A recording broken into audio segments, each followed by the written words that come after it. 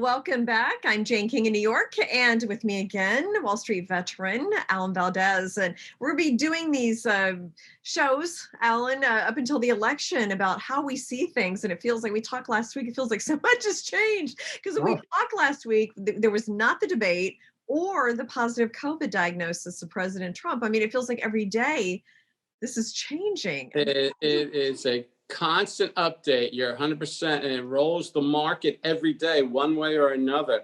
And you're right. I mean, we spoke again, and the next day the president went into the hospital, and it seems like he was out in 48 hours and making tweets and speaking from the balcony and looking fine and dandy. So he was definitely back in the mode for re-election. He's out there on the stump already. So things change so quickly in this environment now. Now, do you think the presidential debate, I mean, it seems like he did not do himself any favors in that debate. It's like almost a little too aggressive. I mean, do you think that ruined his chances to win? It could have. I thought he was too bombastic. And, you know, I'm a Trump guy. I like Trump. I think he did a great job for the economy. But I think he was a little over the top. He scored some good points. But I think the way he acted was nerve-wracking for a lot of people. And I think it definitely hurt him. And I don't know why he would even want to do another debate, or rather why Joe Biden would want to do another debate, because he came out, I thought, looking better. But yet you read some of the polls, and it was like tied. But I can't believe the polls anymore. I really can't. They're so bad. Yeah. So I think Biden came out ahead. Now, could it hurt him? No question it could hurt him. It really could hurt, especially with the independents, you know? Yeah. Well, and I think women too were, and it was just kind of like, I watched the whole thing, and after it was over, I was like, phew, I mean, I was exhausted. I mean, it was like exhausting just to watch. I was going to change to like an ESPN boxing match where it was less violent. Yeah. It's crazy. And you know, I'm always following politics. I couldn't believe what I was watching at all. And it was really on Trump's shoulders. It was his fault. There's no question about it. And I wonder, but it feels like this year is just so weird.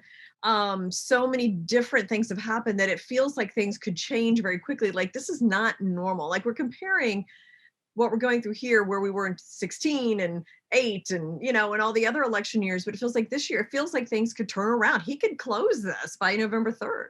Yeah, you know, he could come out and we could come out with a vaccine. I mean, obviously he looks healthy. Maybe there's something there that's going to push him back in favor with the country. All it takes is one little mistake. And I think yesterday, I think Pence did a good deal for his team.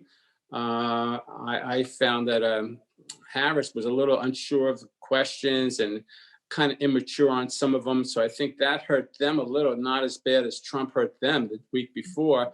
But we'll see. I mean, Biden's still leading by, last I heard, like 17 points. I don't know what it is today. I didn't really look. I looked at some of the polls about the debate yesterday. CNN, of course, had Harris winning before the debate even took place. Telemundo, normally always for the Democrats, had Biden had Pence way ahead, and of course Fox had Pence way ahead too. So I mean, it's who you watch and who you listen to is they won. It's just crazy out there.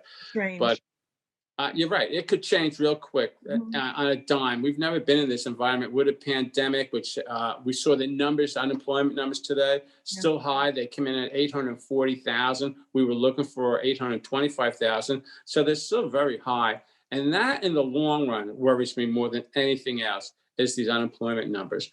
I was walking in downtown Miami last night, and a lot of the restaurants down here are still closed or out of business. By some accounts, 40% are out of business and not reopening.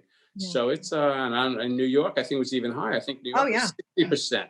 Yeah. I did subway at 11:15 on a Monday, and I was the only one on the train from Chambers Street to about Penn Station. And then people started getting on. I mean, I even took a selfie. I was like, this is unbelievable. I mean, and I walked around Times Square a little bit, and there was, you know, nobody in suits going to work, like hustle bustle, like, I mean, it's unbelievable. So now before we wrap up, I want to ask you about, you mentioned Regeneron, you know, Eli Lilly, we've got Moderna and Pfizer and Johnson & Johnson, all these companies working on those. I mean, Do you think that those are places people should put their money, or have those run up enough already?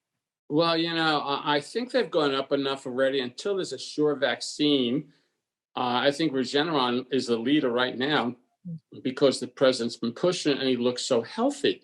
It's still, I would wait 2 weeks to see if there's any adverse reaction to the medicine before I'd go buy it, be honest with you. But I think we're going to start narrowing it down, and we'll see a leader, and that's where you want to put your money, because there is going to be a leader, and it's where you definitely want to put the money. But right now, they're all neck and neck, but except for Regeneron, because the president has a little push on it. Yeah.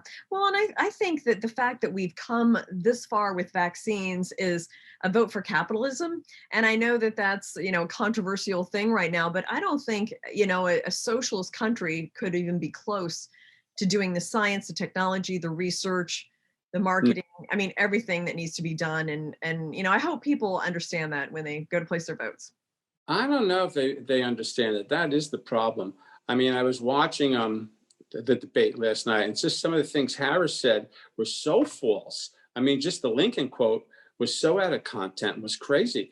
But I think people don't. I don't know if they know their history anymore, or they look at that. We live in a world where facts don't matter anymore. It seems just what they say, and then take it or leave it. So it's kind of crazy out there in that respect, also. It is. I think people are starting to get a little more serious, but I don't Yeah, know. We will yeah. find out. We'll find out what's actually Yeah, happened. and I don't know if we're going to know till January the way the mail-in ballots are going, and I'm sure there's going to be court fights Oh, for yeah. who won this, won that. So it's going to be a wild couple of months after the election. That's going to stifle the market. I can tell you that much. If we have no clear winner, it's going to be worse than Gore. It is going to be a disaster out there. So we have to wait and see. Hopefully, one winner outright, one way or another. Yeah. But if it's muddy, it's going to be tough. Well, and we may not know which party controls the Senate till January either. So that's another. Well, people have to remember the down ballot's just as critical as the president. I mean, if say you're a Republican and you vote for Trump, but if you don't vote for the Senate or the down ticket, if we lose the Senate, you got a lame duck president there right away. Yeah. So, we may not know in any of these races. It could be really chaotic for the first time, really, in history. And it's already been such a long year, and it could get even worse. So I'm going to stay on the beach down here, just rest, turn my TV off for November 3rd, turn it on Christmas Eve, and see if there's a winner yet. Sounds tempting. Vote and then just close it all off for a while. And I'd be glad to close it off. It's getting nuts. Well, thanks, Alan. Let's do this again next week. We'll see. Sounds good. Have a safe weekend up there. Is it getting colder up there? Getting a little chillier, feels like fall. So it's really kind of nice. Yeah, it's cold down here. I think it was 82 today. Yeah. I think it's in the 60s here, but whatever. Okay. Well, thanks, Alan. We'll talk next week. Bye-bye, Jane. Okay, bye.